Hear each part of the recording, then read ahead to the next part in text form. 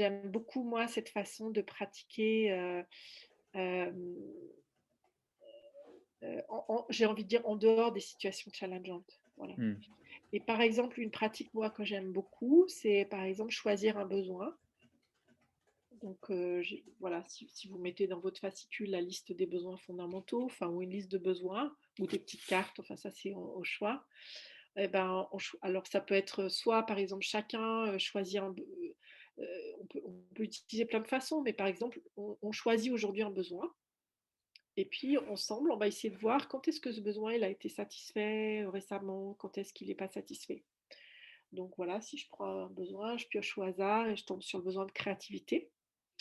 Et ben, chacun dans la famille va pouvoir dire quand est-ce que son besoin de créativité, il est satisfait et quand est-ce qu'il n'est pas satisfait. Donc voilà, il est satisfait quand, je crée une nouvelle recette, quand, je peux choisir à quelle heure je fais mes devoirs, et puis il est pas satisfait quand tu me dis, «Il faut absolument que je fasse mes devoirs à cette heure-ci» ou quand, en classe, quand j'ai pas le choix du programme qu'on va faire, voilà. Et ça permet et chacun va le dire, pas seulement les enfants, c'est-à-dire le parent, il va aussi dire quand est-ce que, ce besoin est voilà, donc ça, je trouve que c'est une jolie pratique qui permet d'apprivoiser, en fait, ce monde des besoins qui est le la clé, hein, et dont on parle peu finalement et voilà, qui est une chouette pratique. Du même genre, une pratique qui est sur la gratitude, c'est-à-dire qui consiste aussi à voir quand est-ce qu'on peut se remercier pour, des besoins qui ont été satisfaits. C'est-à-dire, voilà, un moment que j'ai apprécié et un moment qui a été chouette pour moi en famille, par exemple, ou dans ma journée. Et puis de voir, bah, dans ce moment-là, quels sont les besoins qui ont été satisfaits. Et souvent de me rendre compte qu'il y a un besoin, 2 besoins, des fois il y en a 10, des fois il y en a 15.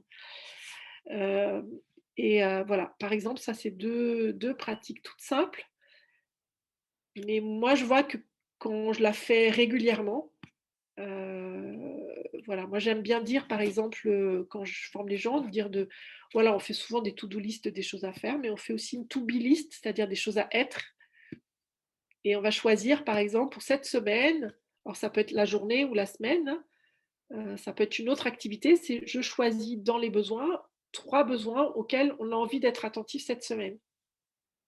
Voilà.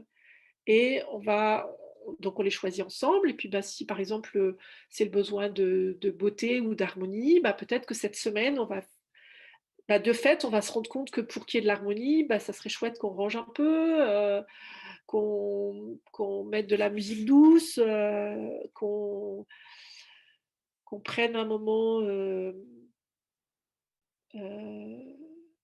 de silence, voilà.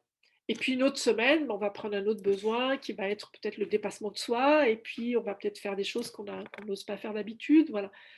Et j'aime bien aussi cette façon de donner un peu en fait, c'est pour que petit à petit, cette vigilance aux besoins, elle soit habituelle, en fait. C'est comme si, c'est quelque chose de naturel, mais dont on a perdu un peu l'accès.